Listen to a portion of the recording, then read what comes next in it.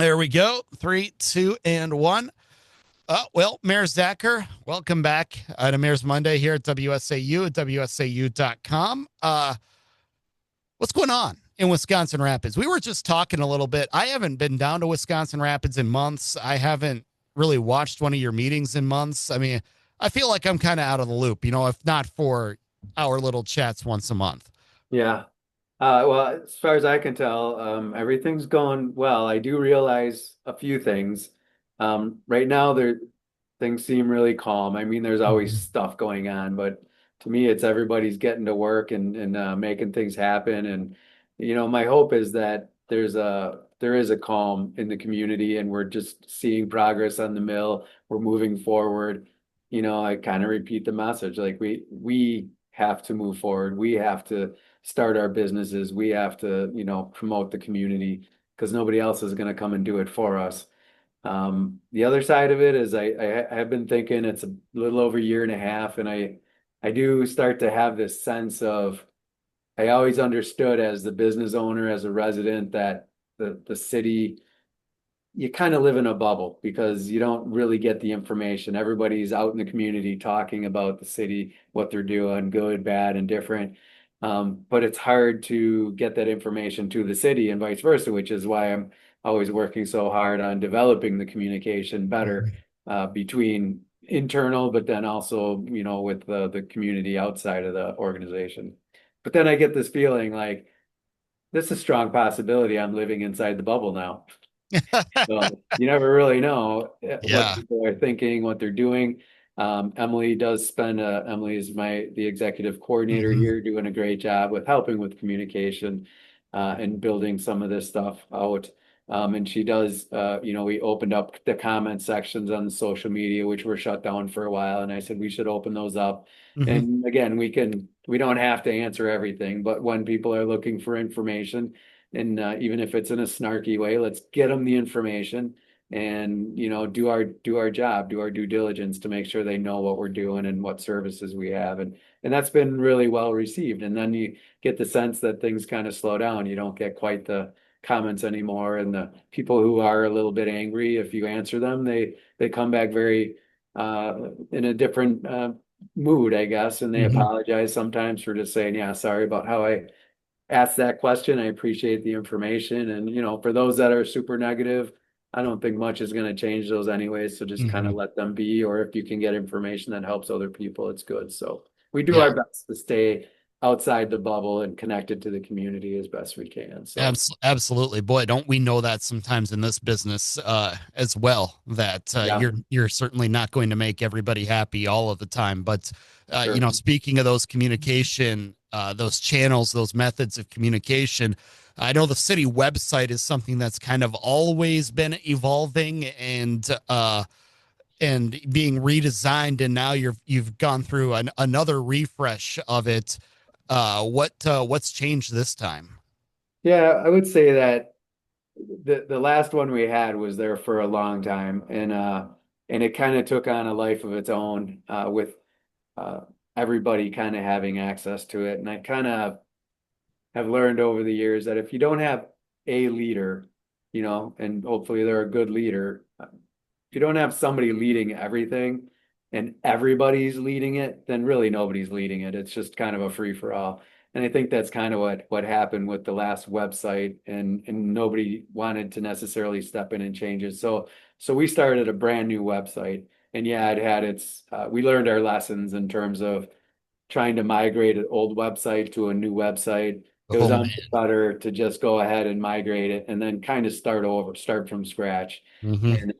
And we got kind of one book. I did learn too that if you want a good website, you have to have a leader. You have to have one person just kind of being the voice, being the hands-on, so that it has a personality that's created. So it kind of absorbs that personality, but you set it up as your city's voice to with the community.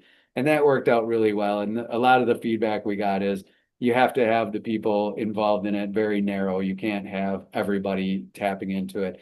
And that gets a little tricky. You got to make sure you got a real mainstream system in terms of if somebody needs a change and they need it relatively quickly, you get that work order in, it gets to the right person, it gets updated, they check it. So we have some accountability and everybody's happy. Instead of everybody doing their own thing. So there's some learning curves there, but I think we have a product right now that's going to last us for decades to come because it can evolve as we need it to be evolved, but it also stays consistent. So Yeah, excited. and that is obviously the way you communicate with people these days. I mean, I know that from my business, you know that from your business. I believe people once, said a business with no sign is a sign of no business. Well, these days, a business with no website Yeah. is kind of the sign of no business. I mean, you want to hide a body somewhere, you hide it on the third page of the Google search results. Nobody's clicking that far ahead. Right. Everybody's wanting something right there within the first handful of returns. But uh, so this is the way though that you're going to be communicating with the taxpayers and looking to get that information out there. Anything that they need, whether that's meeting notices or how to pay their bills, right? Yeah, yeah. So all the above. Granted, you have to work with every form of media that's out there still because there's segments that are still watching the news and some Hmm. that are watching podcasts, some that are just looking at, the reels on Facebook or the reels that are out there, the different Hmm. platforms. So and the newspaper still serves a purpose, but a lot of people just don't read it anymore. But for us, yes, the website and our social media is going to play a big part in the future and how we communicate and getting people to connected to us. And that brings me to a big part of this is us being able to inform the residents and businesses of things that are going on in the city, not just meetings, but also we did our bridge lighting, special events, city events, different things that they can sign up for notifications. So I do want to get it out there for whoever does, it's connected to this platform.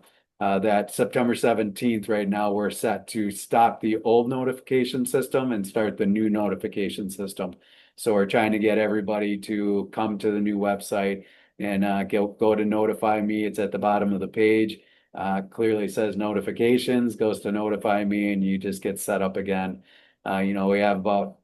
We have a ways to go. We got to get those people to transfer over and get those communications out there. I will say, as much as I'm working, it's not always easy to get the information out there still. And sometimes people got to meet you halfway. Like, can't just magically put information, right in front of people yet, anyways.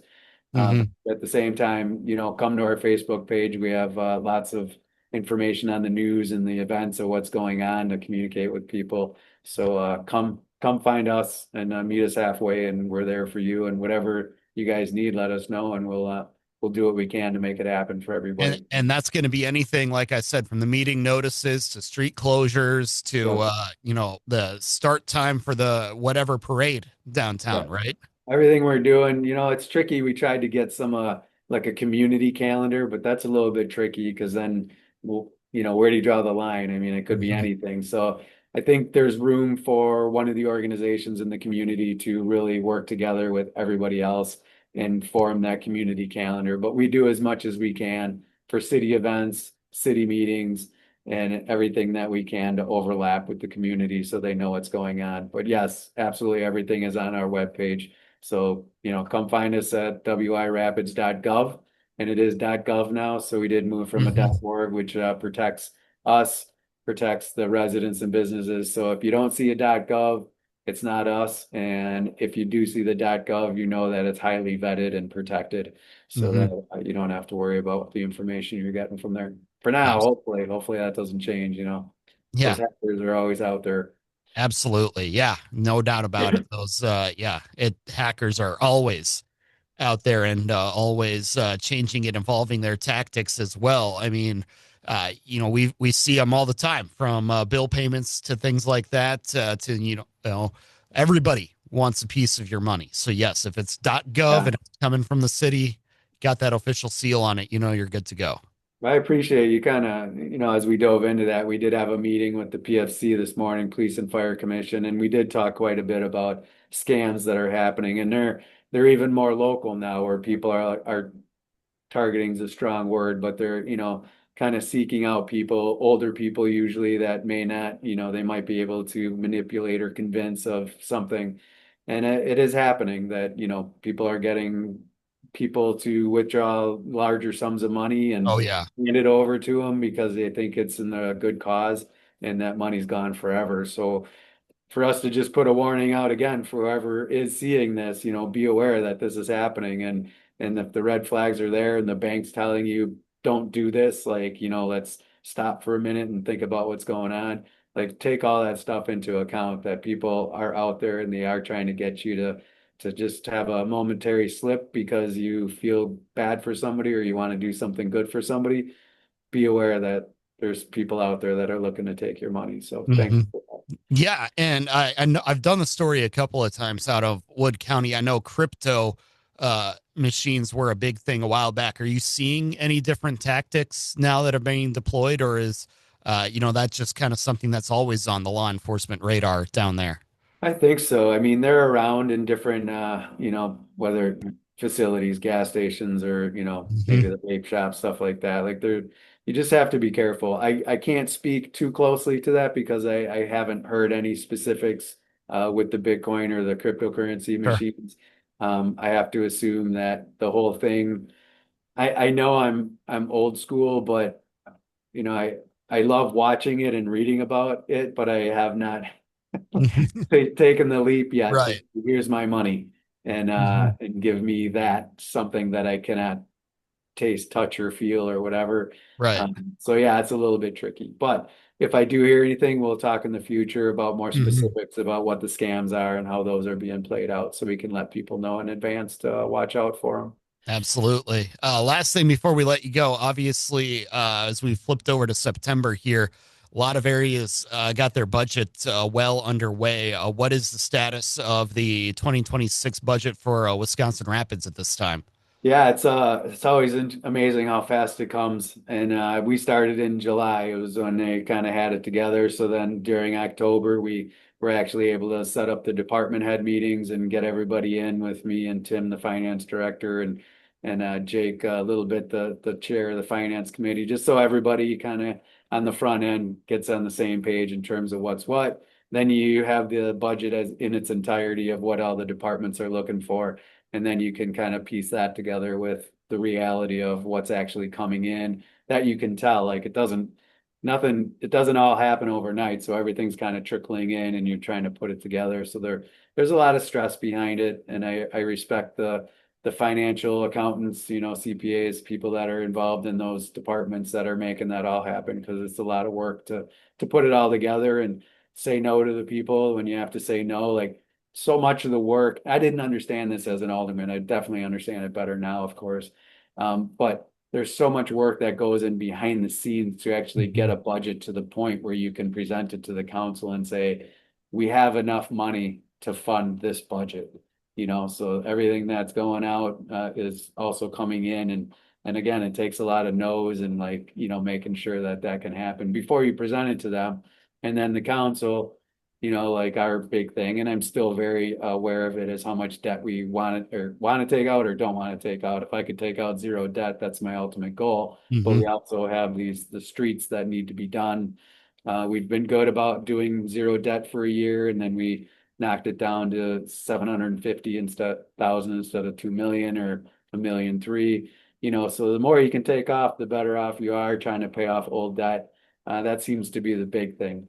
Mhm. But just getting that budget to line up with the income and expenses for the next year, that's a big project. And I'm always happy when that lines up and you can present it to the council and kind of go from there. So, Yeah, and what you're describing is, it's the exact same thing that any one of us yeah, do in our exactly. home, just 90-fold, maybe a Yeah, yeah. hundredfold, right?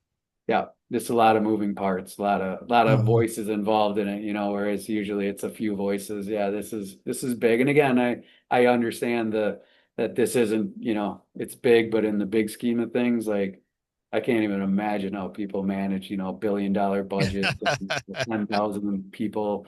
It's pretty amazing. So I give those folks a lot of credit No too kidding. when that happens. So Yeah, no kidding. I mean, I always just say at a certain point you just have money, right? yeah. You need so much to live, you need so much for a house and to put a roof over your head and give yourself a nice dinner every now and then, but at a Yeah. certain point, you just have money, right? But Well, yeah, I read something the other day that, I mean, I understand this. Like, yeah, a 40 to $42 million budget, like you got a ton of money. But Mhm. in the end, in order to run it, your expenses are just as high, or they're up there too. So the stress, it, it's all relative, right? I mean, no Exactly. matter if you're dealing with $50,000 or $50 million, and everything's got to line up the same. So, And of course those two groups of people in Missouri and Texas last week, they or earlier this week, they've got more problems than any of us could ever imagine. yeah. Because they won that nearly $2 billion Powerball, and that's Oh, something that you don't want, right? yeah. That's always like, How do you manage till you're that, in it. Yeah. How do you even fathom what that would be like and how right? to manage that afterwards and all the people that are going to be coming at you? Like, I don't know. All the municipal projects, all the people in your Yeah. hometown that say, "Hey, if you just give us Yeah. this many $1 million, we will be able to pave the street in front of your house," right? Right? Yeah. The I cities are like allowed to do that, right? I like to think, in my head, I would be able to manage that well, but I don't think until it's actually upon you, I don't think you really have any idea what that goes. Absolutely. So, Absolutely. Well, wish Mayor them the Zacher, best. Yeah. yeah, we always appreciate the time and look forward to chatting again next month. Yep. Thanks, Michael. Have a good night.